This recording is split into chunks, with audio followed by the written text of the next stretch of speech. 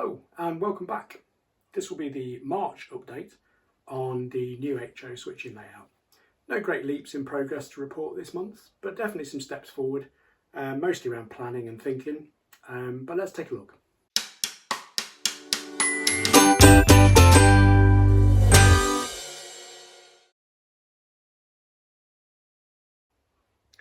So from a scenic point of view, I think I've settled on some of the things that I want to work with. Very much like the original plan that I shared with you. Just a very low-lying building, I think, at the front here to help frame the entrance with a line of trees at the back. I'm happy with sticking with that. I've done a little bit more work, pardon for the panning, on these buildings which are mainly, or make a lot of use of 3D printing.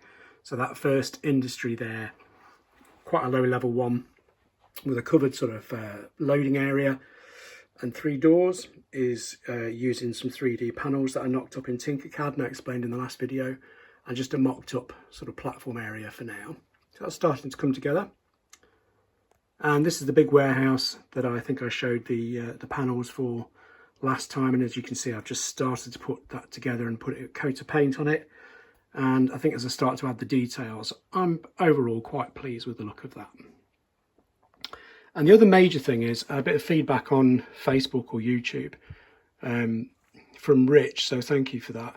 Was a good suggestion about this front track, actually, rather than having it dedicated to grain service and with an auger, which didn't really feel right, is actually to make it into a team track. So that's very much what I'm looking to do. So I'm going to have 2 spots here which are team, so it can take all sorts of cars, and at the end here we're just going to have the one spot with one of those augers or conveyors that go under the track for grain hoppers, and really not a lot in the way of buildings, perhaps just that grain bin towards the back or something similar to that.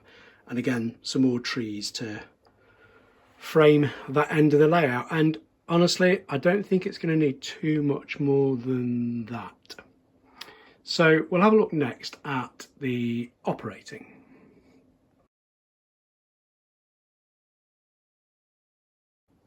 So from an operating point of view, what I have in mind, and I've started to have a bit of a play with this, is limited a bit by the size of the fiddle yard, but basically one loco with 3 cars comes onto the layout and then switches those cars and takes any ones out that it needs to as well. So I've started to use switch lists, which I used on Greenville, which may be a bit overkill for such a small layout, but seems to work okay. So at the back, we've got 2 doors really, which will accept box cars at that warehouse. The smaller industry is taking those all-door cars for plywood, which is going to be sort of palletized, and I'm looking to get a little forklift or something there. The team track I just mentioned at the front here will take all kinds of cars really, and then grain hoppers towards the back. I've had a couple of sessions and generally pretty much exactly what I'm looking for really, but one little switching sort of session, so bringing cars in, swapping them out and moving out. Half an hour, 40 minutes, something like that, which is kind of perfect really for what I'm after. So I'll show one of those next.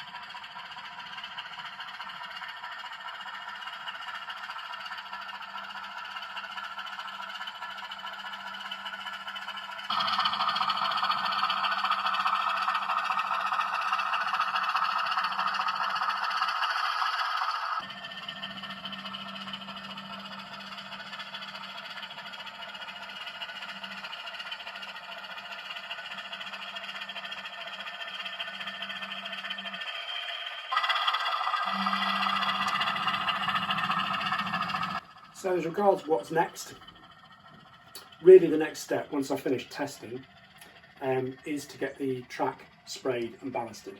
And what I'm intending to do with that is I need to take these sections outside, give them a spray with, I'll probably use Halford's camouflage or something similar to that, with a bit of dry brushing and so on as well, just to kind of get the effect I'm after, get it ballasted, and then I can really make a proper start on the scenics. I don't want to be doing anything with the back scene or anything else until I've got that track down really. So that's the next job. Partly the reason I've not done it yet is testing, and partly because the weather's not really been that ideal for taking things outside and spraying them. But hopefully by the next time I do an update, that'll be done. I don't have the deadline that I had before for April, so I'm a little bit more relaxed about it. And I mentioned before, this isn't my only hobby. I'm painting toy soldiers and I'm working during the day as well, so I don't have a huge amount of time that I'm spending on this. But hopefully I'll have another update in about a month's time. And in the meantime, thank you ever so much. Keep doing all that liking and subscribing, loving all your videos as well. Cheers.